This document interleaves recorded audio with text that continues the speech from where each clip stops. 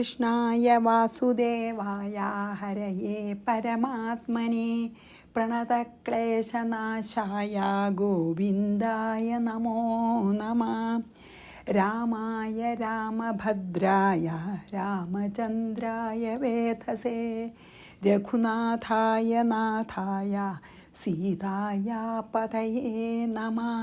ശ്രീ സീതാലക്ഷ്മണ ഭരതശത്രുഘ്ന ഹനുമൽ സമേത ശ്രീരാമചന്ദ്രസ്വാമിനേ നമഃ.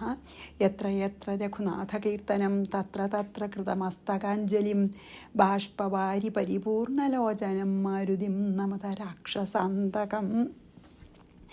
നമ്മൾ ശ്ലോകം 34 ചെയ്തു. അപ്പോൾ അതോടെ ഭഗവാന്റെ വാക്കുകൾ, കൗസല്യോടുള്ള വാക്കുകൾ കഴിഞ്ഞു എന്നാണ്. എന്നിട്ട് പിന്നെ ഭഗവാൻ തന്നെ പറയുന്നുണ്ടല്ലോ അല്ലേ, ഞാനും കൗസല്യാദേവിയായിട്ടുള്ള ഈ സംഭാഷണം ആരാണ് ശ്രദ്ധയോടെ പഠിക്കുകയും കേൾക്കുകയും ചെയ്യണം അവർക്ക് മുക്തി കിട്ടും എന്നൊക്കെ പറയുന്നുണ്ടല്ലേ.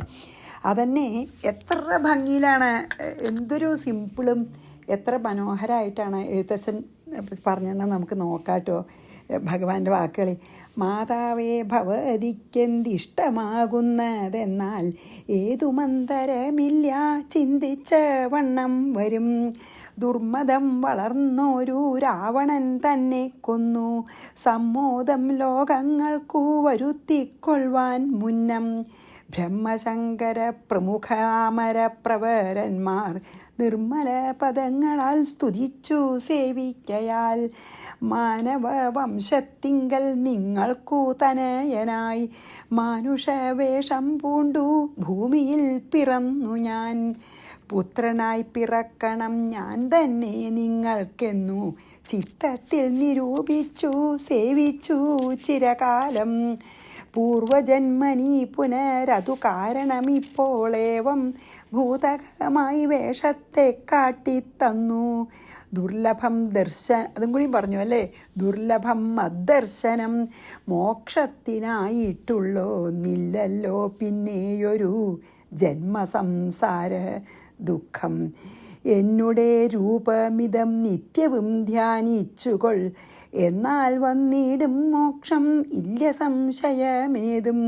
ഇനിതും പറയണു, ഞാനും കൗസല്യാദേവി തമ്മിലുള്ള സംഭാഷണം അതന്നെ പറയണു. നോക്കൂ, യാതൊരു മർത്യനിഹ നമ്മിലെ സംവാദമീ താതരാൽ പഠിക്കതാൻ കേൾക്കതാൻ ചെയ്യുന്നതും സാധിക്കുമവനു സാരൂപ്യമെന്നറിഞ്ഞാലും ചേതസി മരിക്കുമ്പോൾ മത്സ്മരണയുമുണ്ടാം. സാരൂപ്യമോക്ഷം കിട്ടും അല്ലേ.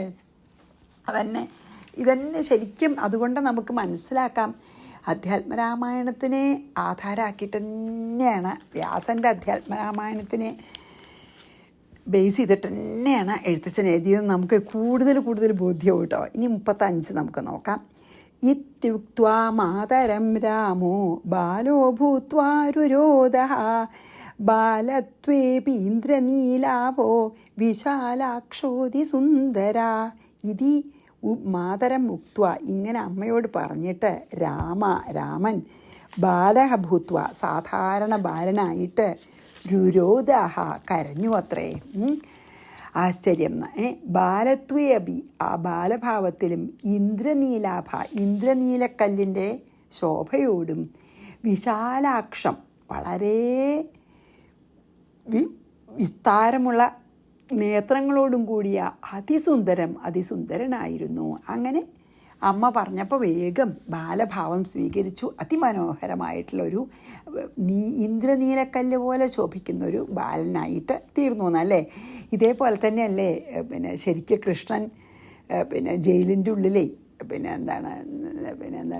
ജനിച്ചപ്പോഴേ അല്ലേ, കൃഷ്ണനും ദേവകിയും വസുദേവരും കൂടി ഇതിൻ്റെ ഉള്ളിലെ കാരാഗൃഹത്തിൽ കിടക്കുമ്പോഴാണല്ലോ ഭഗവാൻ ജനിച്ചത്. അപ്പോൾ ജനിച്ചപ്പം വിഷ്ണുവിൻ്റെ ചതുർഭുജ രൂപം തന്നെ കാണിച്ചു കൊടുത്തു ദേവകിക്കും ഇതുപോലെ. അപ്പോൾ ദേവകി സ്തുതിച്ചു, വസുദേവനും സ്തുതിച്ചു. എന്നിട്ട് ദേവകി സ്തുതിച്ചിട്ട് പറയും, ഈ രൂപം മറക്കണേ, കംസൻ കണ്ടാൽ എനിക്ക് ഭയമാവണമെന്ന് പറയുമ്പോൾ അപ്പോഴാണ് പറയണേ, എന്നെ ഇനി ഇവിടുന്ന് കുത്ത് കൊണ്ടുപോകണം, ഞാനിപ്പോൾ ഒരു സാധാരണ ബാലനാവാം, എന്നിട്ട് എന്നെ എടുത്ത് കൊണ്ടുപോയിട്ട് യശോദര മകളെ ഇവിടെ കൊണ്ടുവന്ന് കിടത്തണം എന്നൊക്കെ പറയും ഭഗവാൻ. എന്നിട്ട് ഈ വിഷ്ണു രൂപം മറയ്ക്കും, എന്നിട്ട് ബാലഭാവത്തിൽ കിടക്കും. പക്ഷെ അപ്പം കരയില്ല. അപ്പം കരയില്ല. എന്തു ചെയ്യും? പിന്നെ വസുദേവരെ അവനവനെ എടുത്ത് ഗോകുലത്ത് പോയി യശോദയുടെ കുട്ടിയെ ഇവിടെ കൊണ്ടുവന്ന് എല്ലാം പഴയ പോലെ അതിന് ശേഷം ഈ കുട്ടിയാണ് കരയണത്. അതാണ് വ്യത്യാസം അല്ലേ? അത് തന്നെ നമ്മൾ ആലോചിച്ച് നോക്കുമ്പോൾ ആ ഒരു കമ്പാരിസൺ അതാണ്. ഇനി നമുക്ക് 35 വായിച്ച് നമുക്ക് 36 പോകാം കേട്ടോ. ഇത്യുക്ത്വാ മാതരം രാമോ ബാലോ ഭൂത്വാ രുരോധഃ ബാലത്വേപി ഇന്ദ്രനീലാഭ. ഇന്ദ്രനീലാഭ ശോഭ, ഇന്ദ്രനീലത്തിൻ്റെ ശോഭയോട് കൂടിയ വിശാലാക്ഷോതി സുന്ദര. അതിസുന്ദരാണെന്ന് പറയാൻ ഇല്ലല്ലോ അല്ലേ, ഭഗവാന്റെ അവതാരമല്ലേ. ഇനി 36 3 വരിയാണ്. ബാലാരുണ പ്രതീകാശോ ലാളിതാഖില ലോകപ അഥ രാജ ദശരഥ ശ്രുത്വാ പുത്രോദ്ഭവോത്സവം ആനന്ദാർണവമഗ്നാ സാവായയൗ അരുണ ഗുരുണ സഹ. എന്തറിയോ, ആനന്ദമഗ്നായിട്ടേ ആയയൗ സ ആയയൗ സഹ ആയയൗ എന്നാണ് വരണം. നോക്കുന്നത് എന്താണ് പറയണത്? ബാലാരുണ പ്രതീകാശ, അതായത് ഒരു ഉദിച്ചുയരുന്ന സൂര്യനോട് ഉപമിക്കാം. ആരെ? ഇപ്പോൾ ശ്രീരാമനെ. ഇപ്പോൾ ബാലഭാവം കൊണ്ട ശ്രീരാമനെ ആരോട് ഉപമിക്കാം? രാവിലെ വെളിച്ചാകുമ്പോൾ നേരത്തെ ഉദിച്ചുയരുന്ന സൂര്യനെ പോലെയും ലളിതാഖില ലോകപഹ, അതായത് സന്തോഷിക്കപ്പെട്ട ദിക്പാലകന്മാർക്കൊക്കെ, ലോകപാലന്മാർക്കൊക്കെ സന്തോഷമായി. കാരണം ഇനി രാവണനെ വധിച്ച് ലോകത്തിൽ സമാധാനം വീണ്ടെടുക്കാൻ വന്ന ആളല്ലേ. അത് കാരണം ദിക്പാലകന്മാർക്കൊക്കെ ഭയങ്കര സന്തോഷം.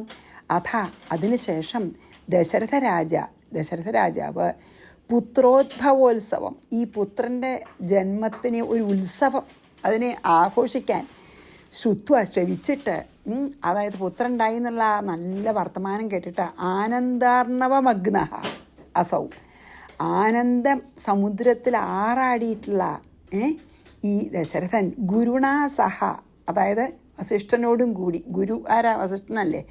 വസിഷ്ഠനെയും കൂട്ടിയിട്ട് ആയയൗ ഗുരു അവിടെ വന്നു. വസിഷ്ഠനെയും കൂട്ടിയിട്ട്, അതായത് ഈ മകൻ ജനിച്ചു എന്നുള്ള ദിക്പാലകന്മാരെ മുഴുവൻ സന്തോഷിപ്പിച്ച് ഈ ഭഗവാൻ ഇവിടെ ഒരു ബാലരൂപം കൈക്കൊണ്ടപ്പോൾ, ഭഗവാൻ ജനിച്ചു എന്ന് അറിഞ്ഞപ്പോൾ ഈ ഒരു ഉത്സവം പോലെയാണ് ഹോൾ അയോധ്യയിൽ. അപ്പോൾ ആ ഉത്സവം, ആ വിവരം അറിഞ്ഞിട്ട് ആനന്ദ സമുദ്രത്തിൽ ആറാടിയിട്ടുള്ള ദശരഥ മഹാരാജാവ് ഗുരുവിനെ ഒപ്പം കൂട്ടി കാണാൻ വന്നു, കുട്ടിയെ കാണാൻ വന്നു. ഗുരുവിനെ കൂടി, വസിഷ്ഠനെയും കൂട്ടി അവിടെ കുട്ടിയെ കാണാൻ വേണ്ടി വരികയാണ്. ബാലാരുണ പ്രതീകാശോ ലാളിതാഖില ലോകപ അഥ രാജ ദശരഥ ശ്രുത്വാ പുത്രോദ്ഭവോത്സവം ആനന്ദാർണവമഗ്നോ സാവായയൗ അസൗ ആവായൗ എന്ന് അദ്ദേഹം.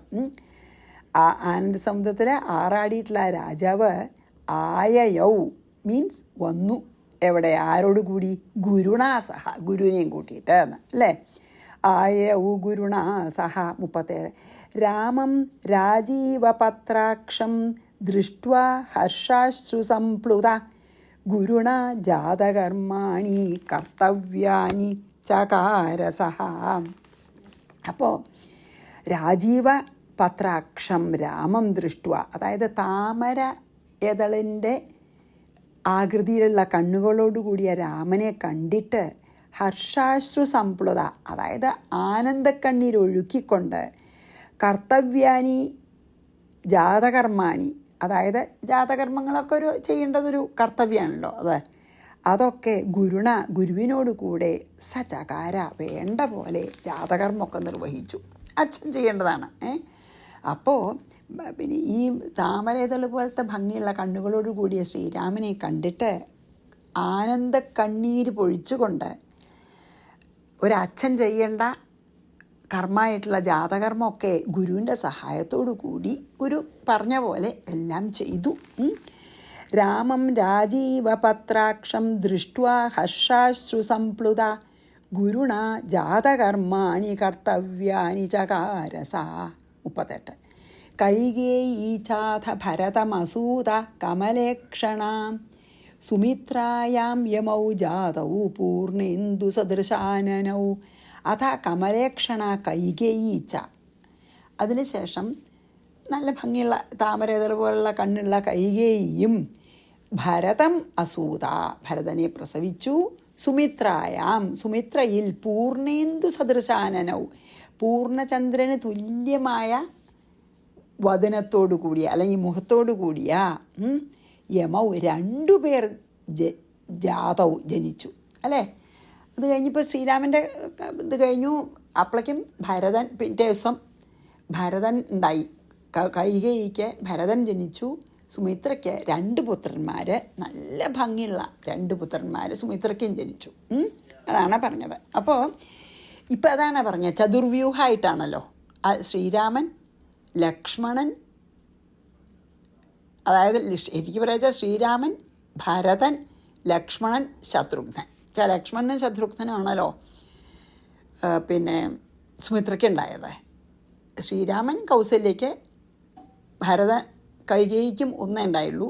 ഭരതൻ മറ്റേ 2 പായസം കിട്ടുകൊണ്ട് ലക്ഷ്മണനും ഉണ്ടായി, ശത്രുഘ്നനും ഉണ്ടായി. സുമിത്ര ഇരട്ട പ്രസവിച്ചു. അപ്പോൾ അതുകൊണ്ടാണ് കൗസല്യയുടെ ഭാഗം കൗസല്യ കൊടുത്ത ഭാഗം കൊണ്ടുണ്ടായതാണ് ലക്ഷ്മണൻ. അതുകൊണ്ടാണ് ലക്ഷ്മണന് ശ്രീരാമനോട് ഇത്ര അധികം അടുപ്പം. അതേപോലെ തന്നെ കൈകേയിയുടെ പകുതി കൊടുത്തപ്പോൾ ഉണ്ടായതെന്നാണ് ശത്രുഘ്നൻ ഉണ്ടായത്.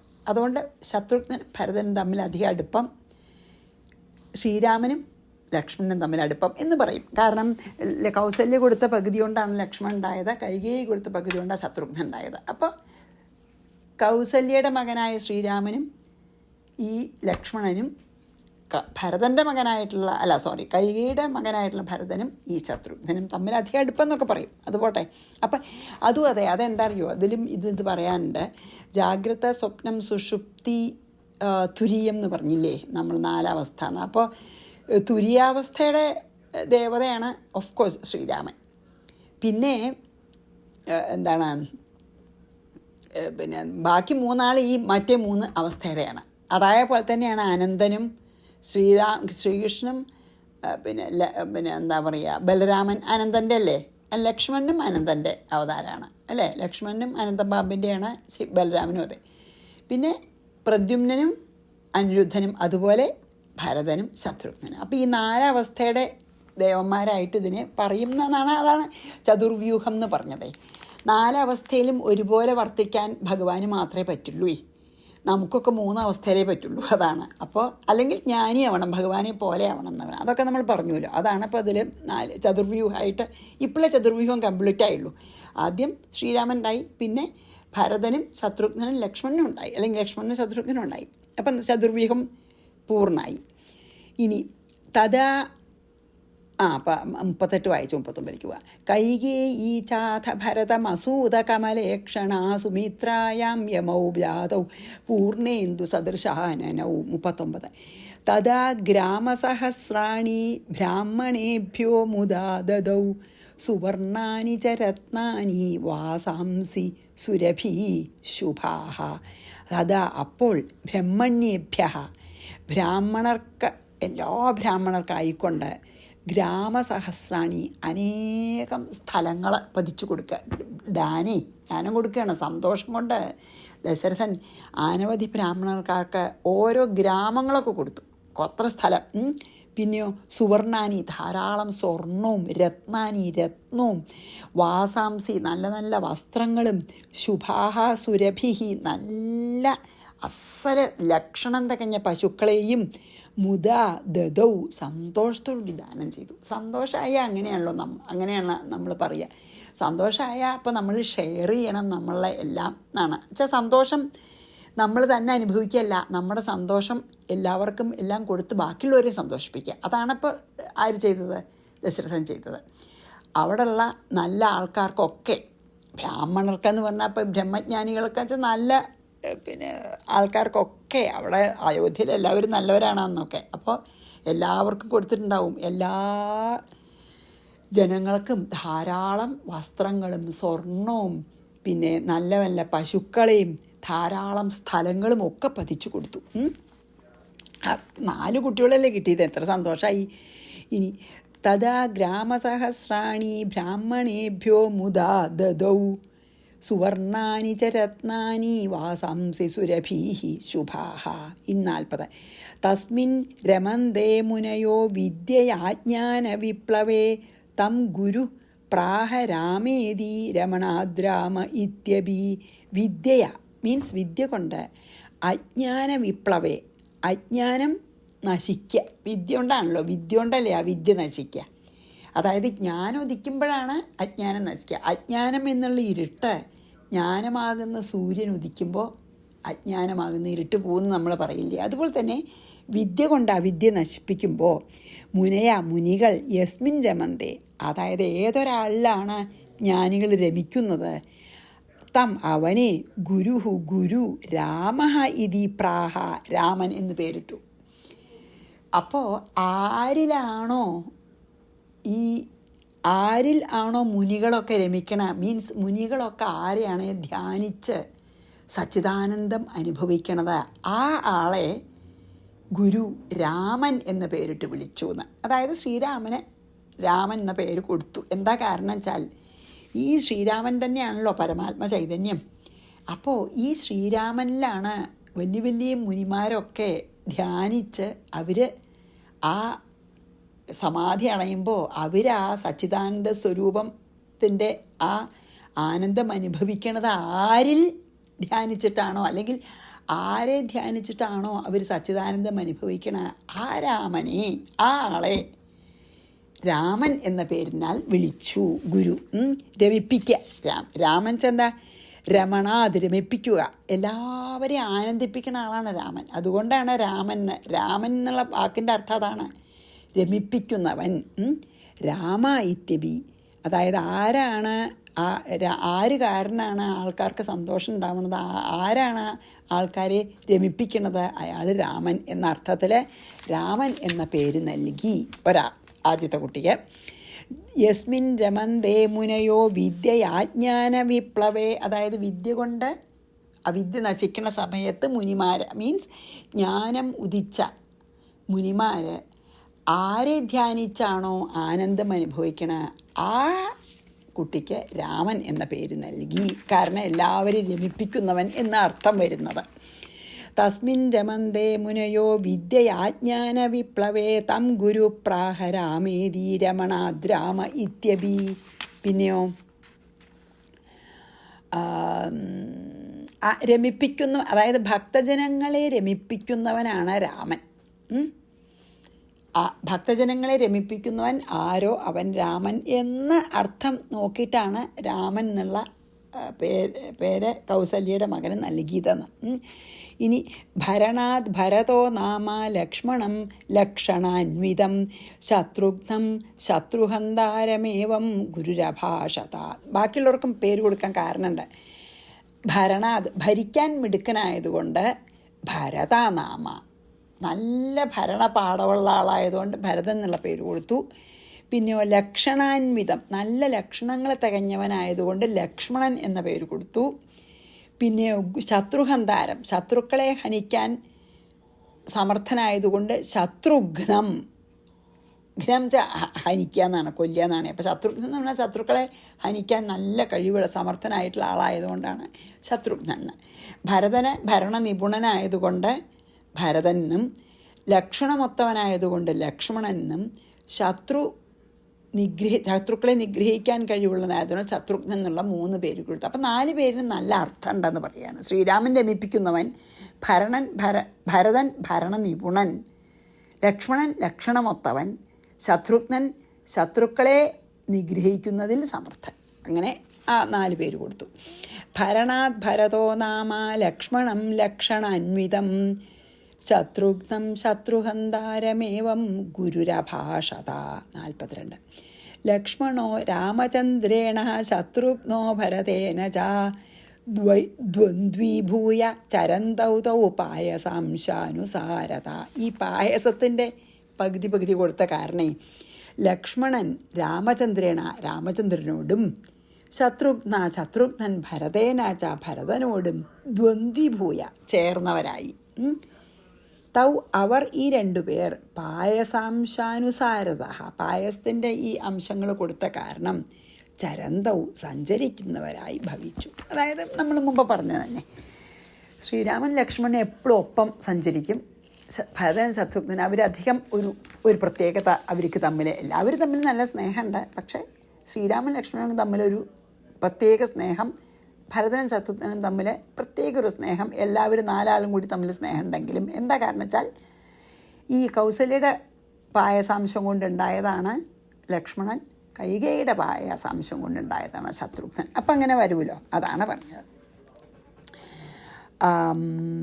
പിന്നെ രാമസ്തു 43 രാമസ്തു ലക്ഷ്മണേനാഥ വിചരൻ ബാലലീലയാ രമയാമാസ പിതരൗ ചേഷ്ടിതൈർമുഗ്ധഭാഷിതൈ. അഥ രാമാതു അനന്തരം രാമനാകട്ടെ ലക്ഷ്മണേന വിചരൻ ലക്ഷ്മണനെ കൂടെ എപ്പോഴും നടക്കുക. അങ്ങനെ നടന്നിട്ട് ബാലലീലയ നല്ല ഭംഗിയുള്ള ബാലലീലകളെ കൊണ്ട് വികൃതികളും കളികളും ചേഷ്ടിതൈഹി അതായത് പല പല ബാലന്മാരുടെ സാധാരണ ആ കുട്ടിക്കാലത്തുള്ള കളികളെ കൊണ്ടും ആ വളരെ ഒരു കൗതുകം ഉണർത്തുന്ന കളികളെ കൊണ്ടും വർത്തമാനം മുഗ്ധഭാഷിതൈ അങ്ങനെ കൊഞ്ചിയുള്ള പറയൽ കൊണ്ടും പിതരവും മാതാപിതാക്കന്മാരെ രമയാമാസ ഒരുപാട് സന്തോഷിപ്പിച്ചു. എല്ലാ കുട്ടികളും അച്ഛനമ്മമാരെ സന്തോഷിപ്പിക്കുന്ന പോലെ തന്നെ ഈ ഭഗവത് അംശം ഉണ്ടാവുമ്പോൾ ഒന്നും കൂടി സന്തോഷിപ്പിക്കുമല്ലോ, സന്തോഷമാവുമല്ലോ ഭഗവാൻ തന്നെ ആവുമ്പോൾ. എല്ലാ കുട്ടികളും തന്നെ അച്ഛനമ്മമാർക്ക് ഇങ്ങനെ നല്ല വികൃതികളെ കൊണ്ടും വാക്കുകളെ കൊണ്ടും ഇങ്ങനെ കൊഞ്ചി പറയലെ കൊണ്ട് എല്ലാ അച്ഛനമ്മമാർക്കും ആനന്ദം ഉണ്ടാവും. അതുപോലെയും അതിലധികവും ഈ 4 ബാലന്മാരും അവരുടെ അച്ഛനമ്മമാരെ വളരെയധികം സന്തോഷിപ്പിച്ചു. രാമസ്തു ലക്ഷ്മണേനാഥ വിചരൻ ബാലലീലയാ രമയാമാസ പിതരൗ ചേഷ്ടിതൈർ മുഗ്ധഭാഷിതൈ. ഇനി നോക്കട്ടെ, 22 അപ്പം നമുക്ക് ഇതിപ്പോൾ ഇവിടെ നിർത്തേണ്ടിയിരുന്ന എനിക്ക് തോന്നണം, അല്ലെങ്കിൽ പിന്നെ അധികം സമയമാവും. അപ്പോൾ നമുക്ക് ഇവിടെ നമുക്ക് നിർത്താം. ഈ 43 അല്ലേ നമ്മൾ വായിച്ചത്? അതെ, 43. എന്നിട്ട് നമുക്ക് ഇതിൽ തന്നെ ഈ ഇതിലെന്താ പറയണം നോക്കാം. അതായത് പിന്നെ എഴുത്തച്ഛൻ ഇതിനെ ചില ഭാഗത്തൊക്കെ എങ്ങനെ പറഞ്ഞെന്ന് പറയാം. എന്താ അറിയാം, നോക്കൂ, ശ്രീരാമൻ്റെ പേരിന് നന്നായിട്ട് പറഞ്ഞു. എന്ത് രസാരയോ എഴുത്തച്ഛനെ വായിച്ചാൽ നമുക്ക് ഈ കുറച്ച് ഭാഗം മാത്രം കുറച്ച് വ്യത്യാസം വരും, അവിടെ മാത്രമേ വ്യത്യാസമുള്ളൂ. ഇതിലെന്താ അറിയോ, ശ്യാമള നിറം പൂണ്ട കോമള കുമാരനു രാമനെന്നൊരു തിരുനാമവും ഇട്ടാനല്ലോ ഭരണ നിപുണനാം കൈകേയി തനയനു ഭരതനെന്നു നാമം അരുളി ചെയ്തു മുനി ലക്ഷണാന്വിതനായ സുമിത്രാതനയനു ലക്ഷ്മണനെന്നു തന്നെ നാമവും അരുൾ ചെയ്തു ശത്രുവൃന്ദത്തെ ഹനിച്ചിടുക നിമിത്തമായി ശത്രുഘ്നെന്നു സുമിത്രാത്മജാവരജനും. അങ്ങനെ 4 ആൾക്കും പേരിട്ടു എന്നും അതുപോലെ തന്നെയാണ് ഇതിൽ പറയണം. ഇനി നമുക്ക് ഇനിയിപ്പോൾ വിശ്വാമിത്രനെ ബാലലീലയൊക്കെ കഴിഞ്ഞാൽ അവർ നല്ലോണം സന്തോഷിപ്പിച്ചു എന്നൊക്കെ പറഞ്ഞല്ലോ. അത് കഴിഞ്ഞിട്ട് ഇനി വിശ്വാമിത്രനെ യാഗരക്ഷയമൊക്കെ വരും. നമ്മൾ അതിലേക്ക് കഥയിലേക്ക് കുറച്ചും കൂടി കിടക്കും. അപ്പോൾ തൽക്കാലം ഇവിടെ നമുക്ക് നിർത്താം. ഈ 43 കഴിഞ്ഞിട്ട് നിർത്താം. വേറൊരു ബുദ്ധിമുട്ടെന്ന് വെച്ചാൽ 44, 45, 46 ഒന്നിച്ചാണ് ചെയ്തിരിക്കണം. അപ്പോൾ അത് 3 കൂടി ചെയ്യുമ്പോഴേക്കും വളരെയധികം സമയമാവും. അപ്പോൾ നമുക്കിവിടെ നിർത്താം. ശ്രീകൃഷ്ണാർപ്പണമസ്തു. സർവത്ര ഗോവിന്ദനാമ സങ്കീർത്തനം. ഗോവിന്ദ ഗോവിന്ദ. ശ്രീ സീതാലക്ഷ്മണ ഭരതശത്രുഘ്നാനുമൽ സമേത ശ്രീരാമചന്ദ്രസ്വാമിനേ നമഃ.